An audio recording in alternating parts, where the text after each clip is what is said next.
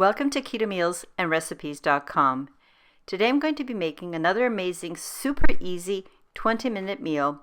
And in this recipe, we'll be using some of our leftover cranberry sauce. In this cooking tutorial, I will be showing you a step-by-step method to make my chicken and cranberry balsamic sauce. By the way, the combination of the herb chicken and the balsamic cranberry sauce has a very complex flavor. This recipe will feel like a special meal all on its own and will not feel like you're having just leftovers from your holiday meal. If you like my channel and want to show your support, I would greatly appreciate it if you watch the video right to the end. And if you like the recipe, give it a thumbs up. And as always, I absolutely love hearing from you, so leave a comment. Or if you have a question or suggestion, I do respond to everyone. And one last thing before we get started. I have a bonus recipe at the end of the video which will show you what vegetable side dish I think goes really well with this entree. And as always, the link for the formatted and printable, as well as translatable recipe is in the description box below. So go check it out there. Now, for the macronutrient ratio for this chicken with cranberry balsamic sauce, the ratio is 1:1 with 3.8 grams of total carbs, 0.9 grams of dietary fiber, resulting in 2.9 grams of net carbs per serving. I almost forgot to mention, for this recipe, I'm going to be using chicken breasts today, but you can very easily substitute with chicken thighs. However, if you do want to use chicken thighs, remove the skin and bone. I start this recipe by making my herb butter. To a small bowl, add the room temperature unsalted butter, the sage powder, thyme, garlic powder, and finely ground salt. Stir and mash these into the butter until you have a very creamy, even mixture. And this is all that it takes to make an herb butter. Even though I've mashed it together and it's at room temperature, my butter is still quite stiff. So as an optional step, I'm going to heat up my herb butter so that it's slightly melted. Here's a tip that I'd like to share. When you're trying to spread an herb butter or any butter on meat, even at room temperature, it doesn't really stick. So by melting it a little bit, it's much easier to apply on your meat. Now, as I said, I'm going to be using my chicken breasts. These are about a medium-sized chicken breast, not too big. And if you're using chicken of any kind, including this chicken breast, the first thing that I like to do is to rinse it in a light vinegar water and then pat it dry. The next thing I do is I lay the chicken breast flat on my cutting board. And because I want consistent cooking, I'm going to even out the thickness of this chicken breast. So I'm going to butterfly cut this chicken. If you haven't done it before, it's quite easy.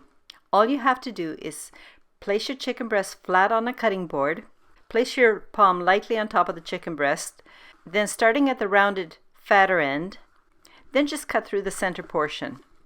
And then when you're cutting, don't go all the way through, and also stop cutting before you get to the tip. The tip is already thin, you don't need to cut it anymore. Then open up your breast like you would a book, and this is how your butterfly chicken looks. Even though we've already butterflied it, it's still a little too thick in spots. So I'm placing a piece of plastic cling wrap over my butterflied piece of meat. Then I'm going to use a meat hammer, but if you don't have one, you can use a rolling pin or even the bottom of a small frying pan. Now gently pound the chicken breast where it is thick only. Your goal is to create as even of a thickness for the entire layer of meat. And before putting on the butter, you should again pat dry the meat. By patting dry, the herb butter will stick better to it. Since I melted the herb butter, I'm going to use my pastry brush to spread and evenly coat with the herb butter both sides of the chicken breast. Then just repeat this entire process of preparing your chicken breast. Before frying my chicken, the next thing I do is I heat up my heavy bottom skillet over medium heat, and then I add the butter. When I notice that my butter is sizzling, at that point I lay the chicken in the pan. The exact time of how long it'll take your chicken piece to be fried properly will depend on your skillet, on the pan you're using, your heat setting, and how thick your chicken is. But before flipping, what you're looking for is that the bottom is lightly golden and starting to get a little bit crispy. Using this cast iron skillet, it took my chicken about 5 to 6 minutes to get to that stage. Then, With your spatula, flip over and cook the other side for 4 minutes. The second side doesn't take as long, but it too should also be light golden. For those of you who like to use a meat thermometer, place the prong of the meat thermometer into the thicker part of the chicken breast, and what you're looking for is 165 degrees Fahrenheit or 74 degrees Celsius. This temperature also applies if you're doing chicken thighs. Although we want to make sure the chicken is done, don't overcook because it will get very tough and rubbery. And then when each of the chicken breasts is done, just transfer the herb chicken to a plate. Although I'm going to explain each of the next 2 parts of the meal one at a time, I'm using 3 elements and making them all at the same time. So in one of the other pots, I'm making my vegetable side dish, and I'll tell you more about that in a moment. So now, as my chicken and vegetables are being cooked, I also make my cranberry balsamic sauce. This is so easy. First of all, you have to have some cranberry sauce. And if you don't have some on hand and like this recipe, the link for how to make my sugar-free orange cranberry sauce is in the description below. And here's a special bonus for watching up to this point. In my next video, I'm going to share a new cranberry sauce recipe that is absolutely amazing. It's quite different and goes extremely well with turkey, ham, lamb, and chicken. So please come back when I post that recipe. Okay, back to work. To a small pot or skillet, add your cranberry sauce. Next, add the balsamic vinegar and the unsalted butter. Stir everything together really well as you cook for about 5 minutes on medium-low heat. However, you want to make sure that it's just lightly sizzling because you don't want to overcook and scorch this, so stay by the stove and stir frequently. When the sauce is done, just take the pot off the element and set it aside so it doesn't keep cooking.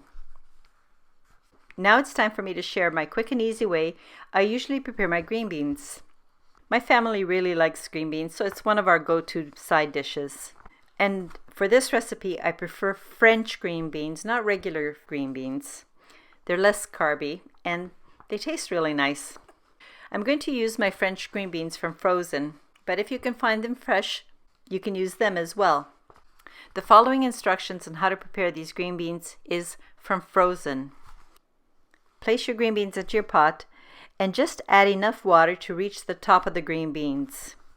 Place this pot on your stovetop and set the element to heat. Bring the water to a very brisk boil and cook through, but still crispy or al dente.